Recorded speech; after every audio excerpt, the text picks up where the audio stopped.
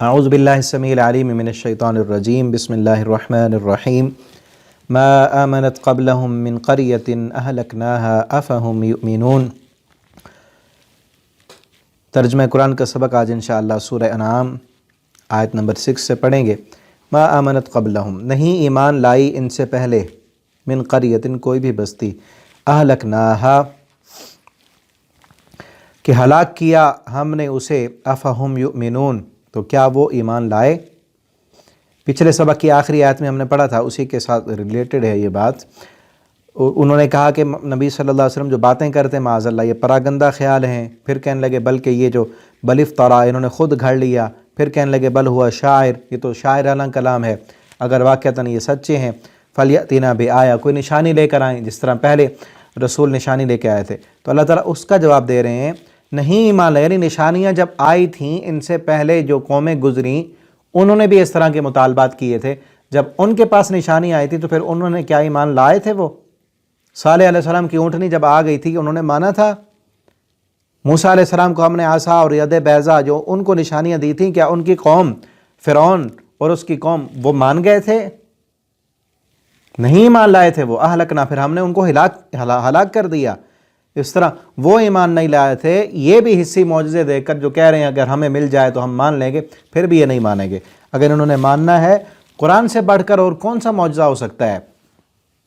اللہ کی عظیم ترین کتاب، الہامی کتاب یہ قرآن، یہ سب سے بڑا معجزہ ہے، اس سے بڑا معجزہ اور کوئی نہیں۔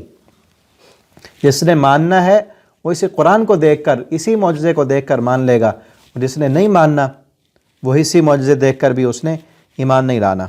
وَمَا أَرْسَلْنَا قَبْلَكَ إِلَّا رِجَالًا نُوحِي إِلَيْهِمْ، اور نہیں بھیجا ہم نے آپ سے پہلے إِلَّا رِجَالًا مگر مردوں کو ہی۔ آپ سے پہلے جتنے بھی آئے انبیاء آئے سارے مرد ہی تھے، کوئی فرشتہ نبی نہیں بنا، کسی جن کو بھی نبی نہیں بنایا، ہم نے سب کو إِلَّا رِجَالًا مرد ہی بھیجے۔ نُوحِي إِلَيْهِمْ ہم وحی کرتے ان کی طرف۔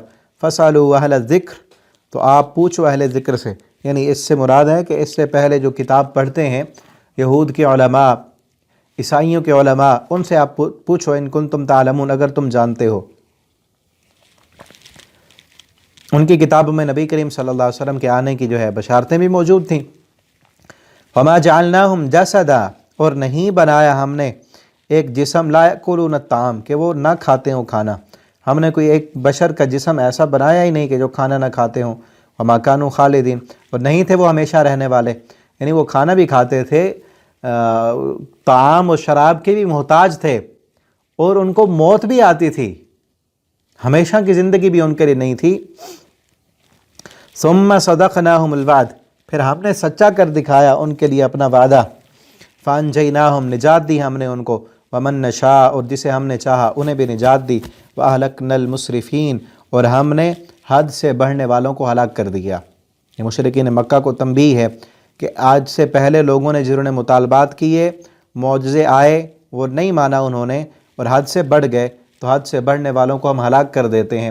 تم بھی حد سے مت بڑھو، جو نشانی اللہ نے دی ہیں انہی پر غور کر کے اللہ رب العالمین پر ایمان لاؤ اور نبی کریم صلی اللہ علیہ وسلم کو اپنا رسول مان لو۔